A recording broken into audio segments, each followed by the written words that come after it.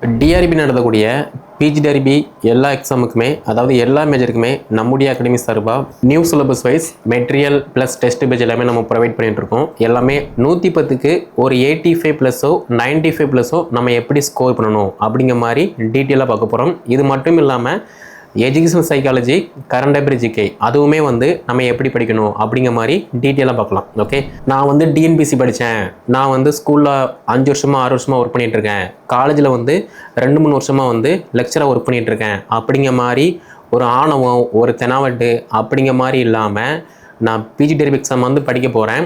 எனக்கு என்ன தான் தெரிஞ்சாலுமே மறுபடியும் ஒன்ஸ் சிலபஸ் வைஸ் எனக்கு தெரிஞ்சதை நான் இன்னும் நல்லா ஸ்ட்ராங்காக படிப்பேன், தெரியாததை அதை விட இன்னும் நல்லா ஸ்ட்ராங்காக படிப்பேன் அப்படிங்கிற மாதிரி யாரெல்லாம் இருக்காங்களோ அவங்க மட்டும்தான் பொருளாதார வளர்ச்சி மற்றும் மேலாண்மை.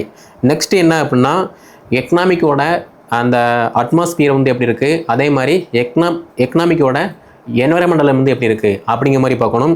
நெக்ஸ்ட் என்ன அப்படின்னா இந்தியன் எக்கனாமிக் 1, இந்தியன் எக்கனாமிக் 2, அதுக்கப்புறமா லாஸ்ட் நீட்டை பொறுத்த மட்டும் பொருளாதார அளவு முறைகள், அதாவது எக்கனாமிக் குவான்டிட்டி அண்ட் மெத்தட்ஸ், இது எல்லாமே படிக்கிற மாதிரி இருக்கும். இப்போ நீங்கள் கேட்கலாம், கரண்ட் அஃபேர் ஜிகே பொறுத்த மட்டும் நீங்கள் ஒரு பர்ஃபெக்டான டீச்சராக இருக்கீங்க ஆக போகிறீங்க அப்படின்னா டெய்லியுமே நியூஸ் பேப்பர் படிங்க. அதை விட்டுட்டு சும்மா இன்ஸ்டாகிராமில் ரீல்ஸ் பார்க்குறது, யூடியூப்பில் ஷார்ட்ஸ் பார்க்குறது, இந்த மாதிரி இல்லாமல் Dinamani news paper, Hindu Tamil news paper இந்த மாதிரி நீங்கள் படிக்கும்போது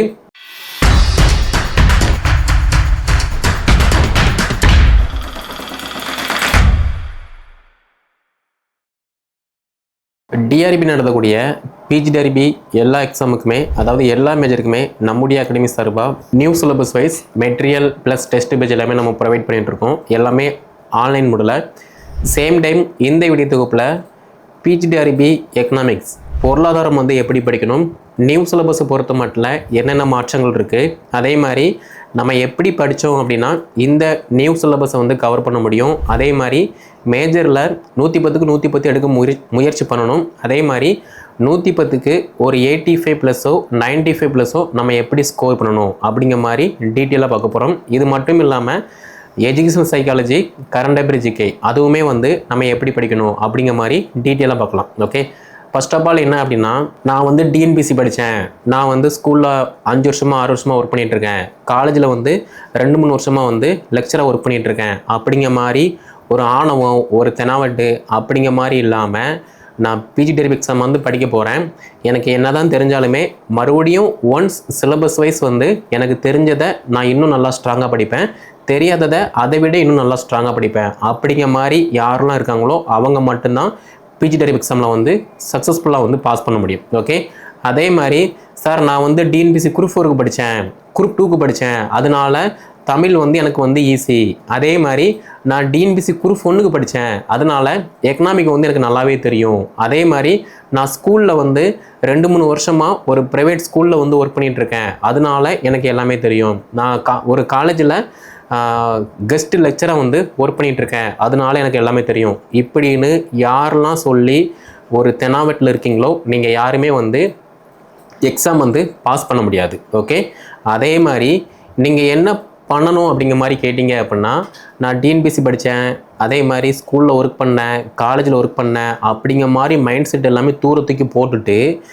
நியூ சிலபஸ் பிரிண்ட் அவுட் போட்டு நியூ சிலபஸுக்கு தகுந்த மாதிரி நீங்கள் சிலபஸ் வைஸ் யூனிட் வைஸ் ஒரு டாப்பிக்கை படிக்கிங்க அப்படின்னா, தெளிவாக படிக்கிங்க அப்படின்னா நீங்கள் தான் சக்ஸஸ்ஃபுல்லாக பாஸ் பண்ண முடியும். ஓகே, அதை விட்டுட்டு நான் மைக்ரோ எக்கனாமிக் தெரியும், மேக்ரோ எக்கனாமிக் தெரியும், இந்தியன் எக்கனாமிக் தெரியும் அப்படிங்கிற மாதிரி நீங்கள் ஸ்கிப் பண்ணிட்டு போனீங்க அப்படின்னா எக்ஸாம் உங்களை ஸ்கிப் பண்ணிட்டு போயிடும். ஏன்னா இங்கே எல்லாருமே மேக்ஸிமம் டிஎன்பிசி படிப்பாங்க, அங்கே கிடைக்காது, ஒன்ஸ் இங்கே முயற்சி பண்ணலாம் அப்படிங்கிற மாதிரி வருவாங்க, நல்லா எஃபர்ட் போடுற பட்சத்தில் ஈஸியாக பாஸ் பண்ணுவாங்க.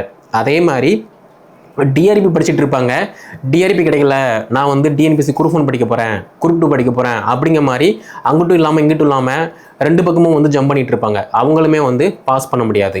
தன்னுடைய கனவு ஆசிரியர் கனவாக இருக்குது, நான் இந்த +1 +2க்கு இந்த சப்ஜெக்ட்டுக்கு டீச்சராக போகிறேன் அப்படின்னா அதுக்கு தகுந்த மாதிரி மேஜரில் யாரெல்லாம் அப்டேட் பண்ணுறாங்களோ அவங்க மட்டும்தான் சக்ஸஸ்ஃபுல்லாக பாஸ் பண்ண முடியும். ஓகே, ஃபஸ்ட்டு என்ன பண்ணணும் அப்படின்னா சிலபஸை நீங்கள் எடுத்து வச்சுக்கோங்க.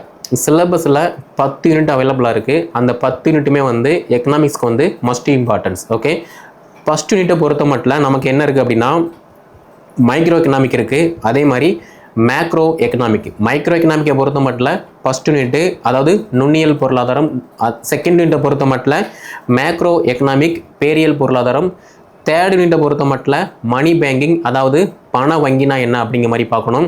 நாலாவது யூனிட்டை பொறுத்த மட்டும் இன்டர்நேஷ்னல் எக்கனாமிக்னா என்ன அப்படிங்கிற மாதிரி பார்க்கணும், சர்வதேச பொருளாதாரம். அஞ்சாவது யூனிட்டை பொறுத்த மட்டும் பொது பொருளாதாரம் அதாவது பப்ளிக் எக்கனாமிக்னா என்ன அப்படிங்கிற மாதிரி பார்க்கணும். ஆறாவது யூனிட்டை பொறுத்த மட்டும் எக்கனாமிக் க்ரோத் அண்ட் டெவலப்மெண்ட் வந்து எப்படி இருக்குது அப்படிங்கிற மாதிரி பார்க்கணும், அதாவது பொருளாதார வளர்ச்சி மற்றும் மேலாண்மை.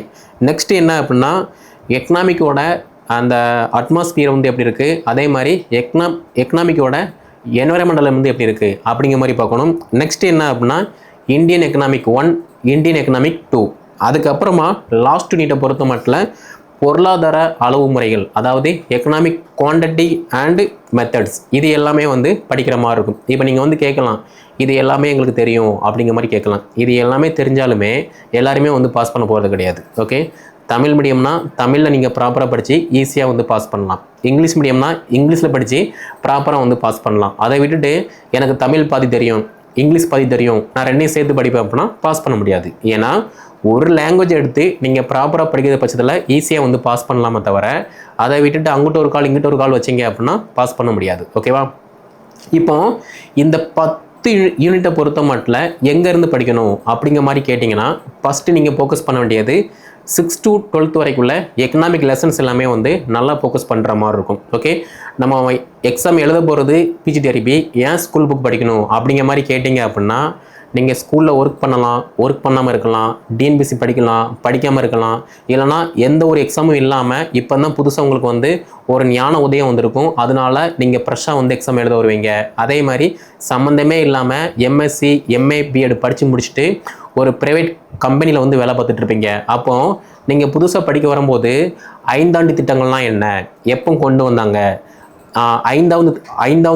ஐந்தாண்டு திட்டத்தில் 2வது திட்டம் வந்து என்ன சொல்லுது அப்படிங்கிற மாதிரி கேட்டோம் அப்படின்னா ஒன்றுமே தெரியாது. அதே மாதிரி நிதி ஆயோக்னா என்ன, எப்போ கொண்டு வந்தாங்க, அதே மாதிரி ஜிஎஸ்டினா என்ன அப்படிங்கிற மாதிரி எல்லாத்தையுமே நம்ம வந்து படிக்கணும்.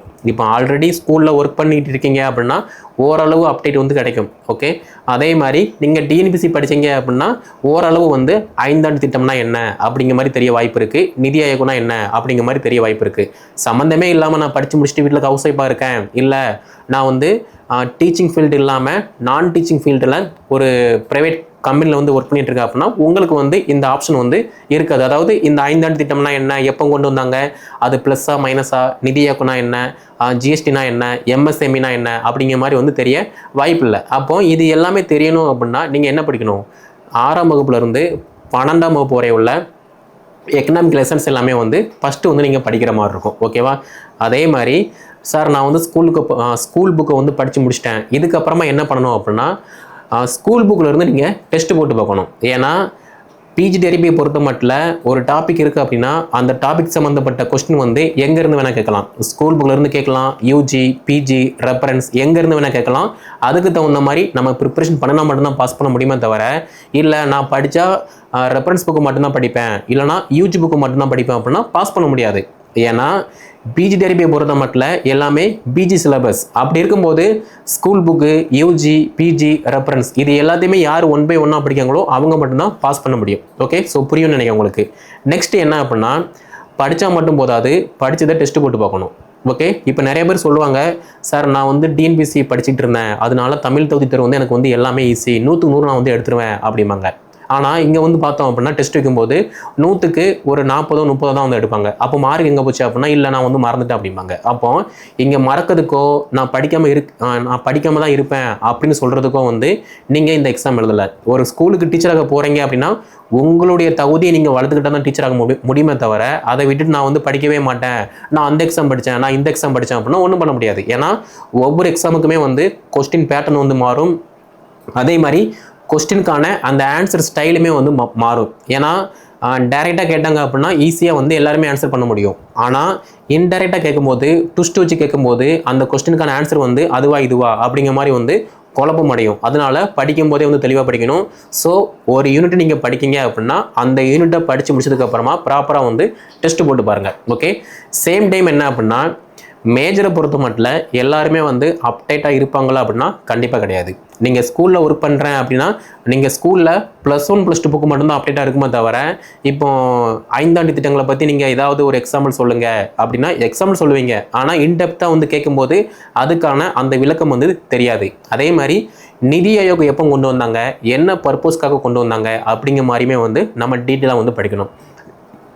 ஜிஎஸ்டியை பொறுத்த மட்டும் எல்லாமே வந்து எந்த வருஷம் கொண்டு வந்தாங்க, எதுக்கெல்லாம் சிஎஸ்டி இருக்குது, என்ன பெர்சன்டேஜ், எவ்வளோ பெர்சன்டேஜ் அப்படிங்கிற மாதிரி டீட்டெயிலாக வந்து படிக்கிற மாதிரி இருக்கும். அதே மாதிரி எம்எஸ்எம்இனா என்ன, அதை பற்றின டீட்டெயில் வந்து படிக்கிற மாதிரி இருக்கும். இது போக நம்ம இந்திய நாட்டுக்கும் மற்ற நாட்டுக்கும் உள்ள அந்த பொருளாதார உறவுமுறைகள் வந்து எப்படி இருக்குது அப்படிங்கிற மாதிரி அதையுமே வந்து டீட்டெயிலாக வந்து படிக்கிற மாதிரி இருக்கும். அப்போ இவ்வளவு என்ன படிக்கணும் அப்படின்னா ஃபஸ்ட்டு நம்ம என்ன பண்ணணும், சிலபஸ் வைஸ் வந்து நம்ம படிக்க டைம் ஸ்பெண்ட் பண்ணணும். அதை விட்டுட்டு நான் வந்து படித்தா இது மட்டும்தான் படிப்பேன், அது மட்டும்தான் படிப்பேன், இது எனக்கு தெரியும் அப்படிங்கிற மாதிரி நீங்கள் குவைட் பண்ண நீங்கள் மைனஸை மட்டும்தான் ஆவீங்க. நீங்கள் குவைட் பண்ணாமல் இது எனக்கு தெரியும், ஒன்ஸ் நான் வந்து ரிவைஸ் பண்ணுறேன், நான் படிக்கேன் அப்படின்னு ஸ்டார்ட் பண்ணும்போது ஈஸியாக வந்து நீங்கள் இன்னும் நல்லா ஸ்ட்ராங்காக ஆயிடுவீங்க. ஓகே, ஸோ நெக்ஸ்ட் என்ன அப்படின்னா இந்தியன் எக்கனாமிக் 1, 2, அதாவது 8, 9 இந்த ரெண்டுமே வந்து இந்தியன் எக்கனாமியை பற்றி தான் படிக்க போகிறோம். இதில் தான் வந்து பார்த்தீங்க அப்படின்னா அப்போ இருந்து இப்போ வரைக்குமே வந்து என்னென்ன பொருளாதார மாற்றங்கள் இருக்குது, பொருளாதார வளர்ச்சி இருக்குது அப்படிங்கிற மாதிரி A to Z வந்து நம்ம நல்லா படிக்கிற மாதிரி இருக்கும். அப்போ இதில் வந்து நம்ம நல்லா டைம் ஸ்பெண்ட் பண்ணி படிக்கணும்.